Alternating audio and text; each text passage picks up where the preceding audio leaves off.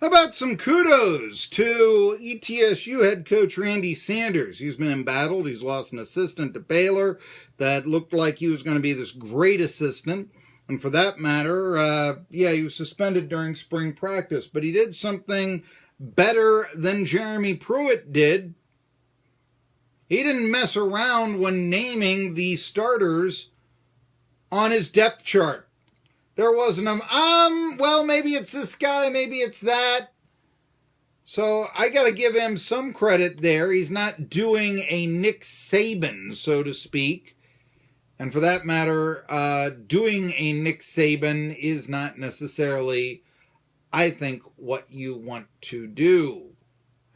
Now, I do want to talk a little bit about this. And it is about the depth chart, listed as number 1 on the depth chart at running back. And remember how terrible the ETSU Buccaneers were in running the ball last year. The number 1 running back on the depth chart is redshirt freshman Quay Holmes. All right. That's him, here's somebody who otherwise was going to play. Matt Thompson, the senior, is number 2, and Jacob Sailors, freshman, and I believe the former defensive back, is the 3rd string running back. Of course, he had a very good scrimmage last week with a couple of long runs, did Sailors. So, got to give, ETSU, they were asking for walk-ons to come out and play on the team, so I'm a bit intrigued. How good is this team really going to be? Oh, I think they'll beat Mars Hill, a Division III school, for crying out loud.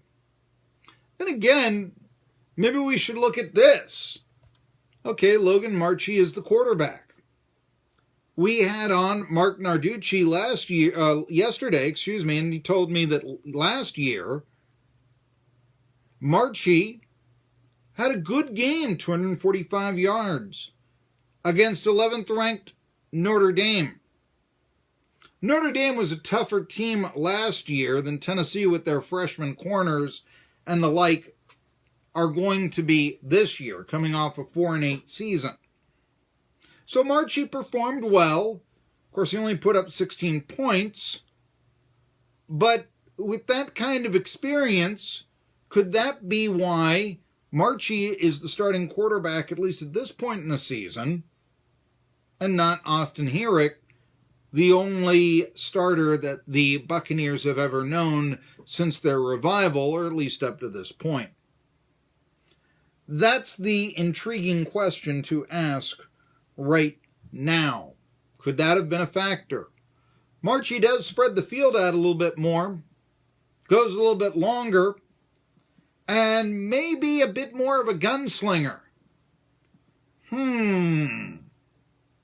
If ETSU could potentially spring the upset, that seems like the way it would be done. By the way, also, Tyree Robinson, the player that Sanders slapped in the helmet during spring practice, got him a week suspension, etc., etc. He is the starting free safety.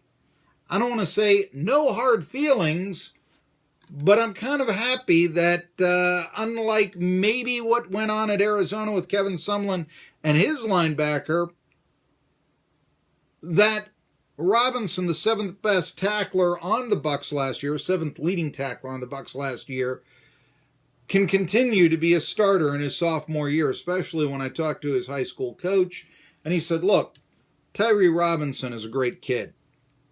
That's something to remember. When we come back, I'm going to tell you what the high school football teams, who are the local teams in the top 10 in high school football. Tri-Cities Sports Now continues with that and Gerald Sensabaugh in the next hour. WBNB Irwin.